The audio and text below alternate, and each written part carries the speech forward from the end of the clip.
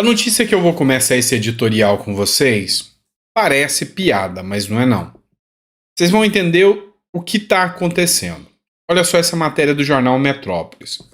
Carmen Lúcia dá 48 horas para juiz explicar arquivamento de ação contra Cid. Vamos entender isso aqui? Só não esquece de se inscrever, curtir e compartilhar. Eu parei de mendigar e pedir isso para vocês. A galera parou de fazer isso, então eu tenho que fazer. Eis-me aqui pedindo de novo. Dá um like aí, é importante pra gente. Vamos lá. Essa matéria diz que a Carmen Lúcia, que é ministra do Supremo, ela deu 48 horas para um juiz lá do Distrito Federal explicar por que ele arquivou uma ação contra o Mauro Cid. O Mauro Cid é o ajudante de ordens do ex-presidente Bolsonaro. O Mauro Cid prestou depoimento na CPMI de 8 de janeiro. Eu teci críticas, porque ele ficou calado o tempo todo. E eu expliquei para vocês, olha, é a chance que o Mauro Cid tem de expor a versão dele. Porque até agora é só o que a mídia disse, é só o que a mídia expôs. Ele não abriu a boca, ele entrou mudo e saiu calado. Aí, a própria CPMI entrou com uma ação contra o Mauro Cid. Mauro Cid não tem foro privilegiado. E é lógico que a ação contra ele não vai para o STF. Não é o lugar, o STF. Ele não é um presidente, um ministro, nada disso. Ele é um ex-ajudante de ordens do presidente. Então não faz sentido que ele vá para o STF. E lógico, ele foi para a primeira instância. E aí, olha só que interessante.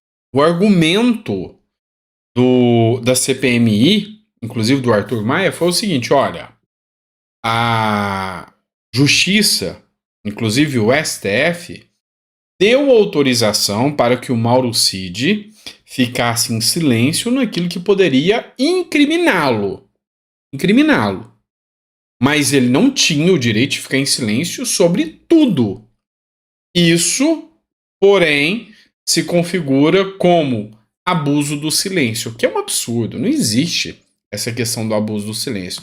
Mas, enfim, a CPMI entendeu assim e entrou com essa ação lá no Distrito Federal. O juiz falou, não há que se falar em abuso de silêncio, isso é absurdo. Arquive essa ação que isso não faz sentido. E arquivou. E agora, a Carmen Lúcia, ministra do Supremo, cuja competência não é deles, do Supremo, deu 48 horas para o juiz explicar por que arquivou a ação. Meio sem sentido, né? Aí aqui a gente vai abrir aspas. Teve um certo hacker que a esquerda está comemorando que foi até a CPMI. Foi orientado por advogados, por assessores lulistas. Por um advogado lulista. Ele, lulista. E respondeu todo mundo da esquerda. Mas quem era da oposição, ele não respondeu nada. E não só aquilo que poderia incriminalizá-lo ou criminalizá-lo.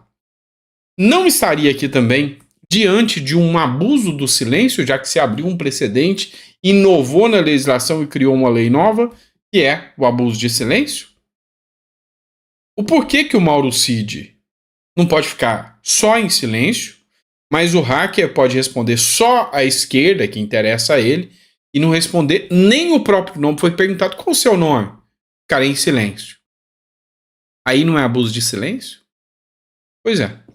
É o Brasil, né? Ainda bem que o ministro da Justiça, Flávio Dino, falou que toda investigação que houver, inclusive contra o Bolsonaro, Mauro Cid e os demais da direita, será técnica e imparcial. A gente acredita, sei. Vamos lá, vamos falar da direita agora. Pois é, ontem o senhor Valdemar da Costa Neto disse que está de olho na prefeitura de São Paulo. E aí, o Ricardo Nunes é o nome que o PL vai apoiar. O Ricardo Nunes, que não é de direita, tá? Deixando bem claro para vocês, ele é de centro, e ele disse que ele é o candidato à reeleição apoiado pelo PL, que é o do Valdemar da Costa Neto e Bolsonaro. E o Ricardo Salles, perdão, não gostou nada disso. Mas olha só qual seria o nome a vice apoiado pelo PL do Valdemar da Costa Neto. Marta Suplicy, mãe do Supla, ex do Eduardo Suplicy. Nessa segunda-feira, o presidente do Partido Liberal, PL, Valdemar da Costa Neto, declarou que a Secretária Municipal de Relações Internacionais de São Paulo, Marta Suplicy, seria bem-vinda ao seu partido e a cotação é que ela seja a vice-candidata a vice-prefeita de São Paulo. Qual o seu posicionamento? Acha que a Marta Suplicy se encaixa como um nome de direita? Qual é o seu ponto de vista? Lembrando que tem alguns pontos interessantes sobre a Marta Suplicy. Em 2013 e 2014, ela foi condenada por improbidade administrativa e ficou impedida de participar de qualquer evento, qualquer atividade pública. Em 2015, ela conseguiu reverter essa decisão e foi absolvida. Então, até que se diga o contrário, ela é ficha limpa. O Eduardo Suplicy é de esquerda, do PT. E olha só, é considerado um dos políticos mais honestos do Brasil. Isso é uma coisa até meio contraditória, né? Eu fiz uma live com o Eduardo Suplicy e o Paulo Ganimi, líder do Partido Novo. Foi uma live interessante, onde a gente discutiu a renda básica de cidadania, que é uma bandeira defendida pelo próprio Suplicy, mas é uma bandeira liberal. Olha que coisa mais louca, que engraçado. Mas enfim, é isso. O que você tem de posicionamento sobre a Marta Suplicy como prefeita de São Paulo? Coloca no comentário. Bora lá, pessoal. Olha essa matéria do Estadão. É o Lula, né, gente? Falar o quê, né? Lula gasta 3 milhões de reais. O cara que disse que o Brasil tá quebrado vai gastar 3 milhões de reais numa festinha com um desfile de 7 de setembro para desvincular feriado de Bolsonaro. Ele quer fazer um evento muito melhor, muito mais imponente e importante que o de Bolsonaro. Tanto é que o do Bolsonaro, o primeiro desfile dele, custou 1 milhão e 200. O do Lula, 1 milhão e 800 a mais, ou seja, 3 pila. E você, trouxa que me assiste, e o trouxa que vos fala, será o responsável por pagar. Pois é, acho um absurdo, né? Tanto do Bolsonaro quanto do Lula. Eu acho que esse tipo de evento aqui não tem que ser bancado com dinheiro público. Perdão, desculpem, mas é o meu ponto de vista, o dinheiro público merece respeito, tá? E muito respeito. Mas enfim, fazer o quê, né? E aí o Lula quer porque quer seguir os passos do Bolsonaro. O Bolsonaro fazia live, o Lula também vai fazer. A diferença é a quantidade de público que assiste. Bolsonaro fez um mega 7 de setembro, a maior manifestação popular da história. O Lula também quer. Será que consegue? Só que uma coisa é certa, está gastando bem mais do que o seu antecessor. Vamos lá, pessoal. Bora falar de exército, já que a gente falou em 7 de setembro, é difícil desvincular isso de exército, esquadrilha da fumaça, patati e patatá, né? Esse site aqui eu nunca tinha pego ou pegado, me perdi no português aqui, uma matéria como essa, desse site, www.bombeirosdf.com.br, mas, por se tratar de um site militar, eu gostei de pegar a matéria daqui. Comandante tenta conter crise no Exército que se agrava.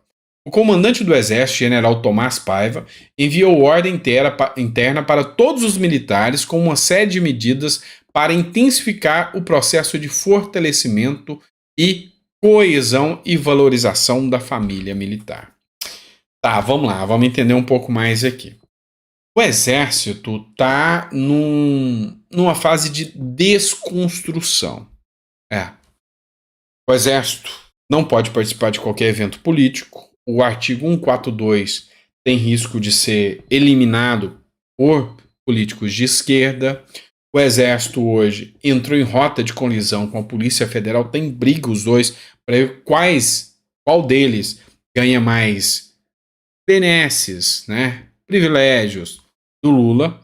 E aí, ainda dizem as más línguas que a esquerda ela tem a intenção agora de colocar o exército como um fiel escudeiro do regime Lula. Ou seja, fiel escudeiro da ideologia de esquerda. Tem um detalhe interessante, a esquerda, ela tomou conta, ela tomou posse das universidades, da mídia, tudo isso a esquerda manda. As escolas, os professores, os servidores públicos, em sua grande maioria, não todos, mas sua grande maioria. Agora, ele percebeu que o exército ainda não é um militante de esquerda. E aí, o general Paiva, vendo que está tendo atritos aí, ele quer fazer o seguinte: agradar, melhorar o salário do pessoal do exército para mostrar o quanto a esquerda é boa e Lula é bom. E aí os recrutas que estão entrando agora, eles querem tratar com mais carinho para mostrar para eles quanto o regime é bom. Tá? É isso aí. Fazer o quê, né? Cada um no seu cada um. Vamos lá, pessoal. Quero deixar esse vídeo extenso, esse editorial extenso. Mas é difícil eu não falar da pauta econômica. Isso me interessa muito. Afinal, quando dói no bolso, quase que dói na alma, né? É triste. Mas vamos prestar atenção.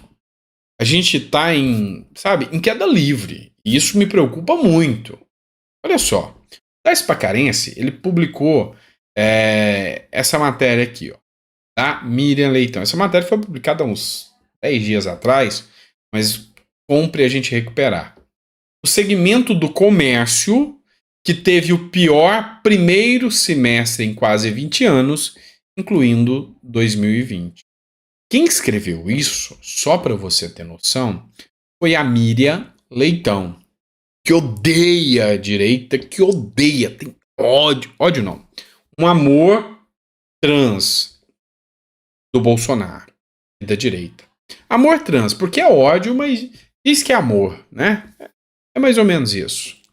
E aí, quando é a Miriam Leitão dizendo que, com o meu bom mineirês, o trem tá ruim, é porque tá ruim mesmo. Tá? Tá muito ruim. Presta atenção. Eu fui conferir se realmente era a Miriam Leitão que tinha dito isso, e olha que é. O segmento do comércio teve o pior primeiro semestre em quase 20 anos, incluindo 2020. O comércio ficou no 0-0 em junho e subiu 1,3%. Já entre os impactos negativos, um que se destaca de longe é a venda de outros artigos de uso pessoal e doméstico. Lojas de departamento, óticas, brinquedos e artigos esportivos tombaram 13%. Escuta isso. É a maior queda para o período desde pelo menos 2004, quando começa a série histórica. Para se ter uma ideia, em 2020, quando a pandemia de coronavírus estourou, o recuo foi de 10,6% e com Lula 13,7%.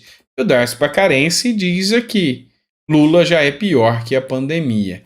E o negócio está complicado, tá ruim.